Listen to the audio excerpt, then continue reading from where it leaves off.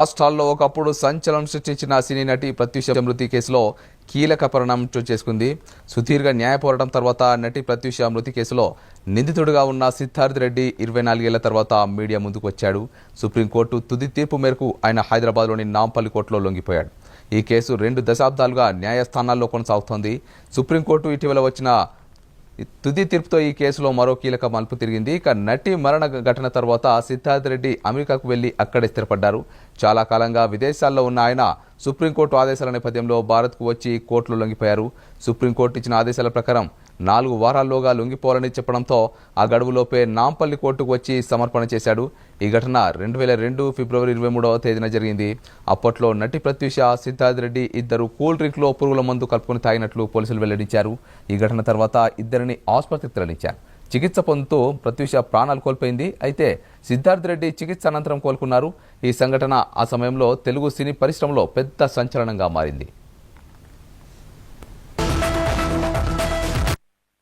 ప్రత్యూష మృతి తర్వాత ఆమె కుటుంబ సభ్యులు, ముఖ్యంగా ఆమె తల్లి ఈ ఘటనపై తీవ్ర అనుమానాలు వ్యక్తం చేశారు. ఇది ఆత్మహత్య కాదని, హత్య జరిగి ఉండవచ్చునని ఆమె ఆరోపించారు. ఈ నేపథ్యంలో ఆమె తల్లి న్యాయ పోరాటం ప్రారంభించారు. కేసును కోర్టులో కొనసాగిస్తూ నిజం బయటకు రావాలని పట్టుదలగా పోరాడారు. పోలీసుల దర్యాప్తు అనంతరం సిద్ధార్థ్ రెడ్డిపై ఆత్మహత్యకు ప్రేరేపించినట్లుగా అభియోగాలు నమోదయ్యాయి. కేసు ట్రయల్ కోర్టులో విచారణకు వచ్చింది. ట్రయల్ కోర్టు విచారణలో ఆయనను దోషిగా నిర్దేశిస్తూ 5 ఏళ్ల జైలు శిక్ష విధించింది. ట్రయల్ కోర్టు తీర్పును సవాల్ చేస్తూ సిద్ధార్థ్ రెడ్డి హైకోర్టును ఆశ్రయించారు. ఈ కేసును పరిశీలించిన తెలంగాణ హైకోర్టు శిక్షను కొంత తగ్గించింది. 5 ఏళ్ల జైలు శిక్షను 2 సంవత్సరాలకు తగ్గిస్తూ తీర్పు ఇచ్చింది.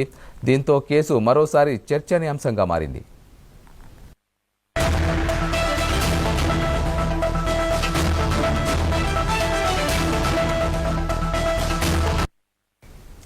హైకోర్టు తీర్పును సవాల్ చేస్తూ సిద్ధార్థ్ రెడ్డి సుప్రీంకోర్టును ఆశ్రయించారు. ఈ కేసు చాలా కాలం పాటు సుప్రీంకోర్టులో విచారణకు కొనసాగింది. చివరకు సుప్రీంకోర్టు హైకోర్టు ఇచ్చిన తీర్పును సమర్థించింది. సిద్ధార్థ్ రెడ్డి వేసిన పిటిషన్ను కొట్టివేసింది. తుది తీర్పులో భాగంగా సుప్రీంకోర్టు సిద్ధార్థ్ రెడ్డికి స్పష్టమైన ఆదేశాలు ఇచ్చింది. 4 వారాల్లోగా కోర్టులో లొంగిపోవాలని ఆదేశించింది. ఈ ఆదేశాల మేరకు ఆయన హైదరాబాద్కు వచ్చి నాంపల్లి కోర్టులో లొంగిపోయారు. దాదాపు 24 ఏళ్ల తర్వాత ఈ కేసు మళ్లీ వార్తల్లోకి వచ్చింది. నటి ప్రత్యూష మరణం అప్పట్లో తెలుగు సినీ పరిశ్రమను కుదిపేసిన ఘటనగా గుర్తింపు పొందింది. ఇప్పుడు సుప్రీంకోర్టు తుది తీర్పుతో ఈ కేసులో న్యాయపరమైన ప్రక్రియ కీలక దశకు చేరుకుంది.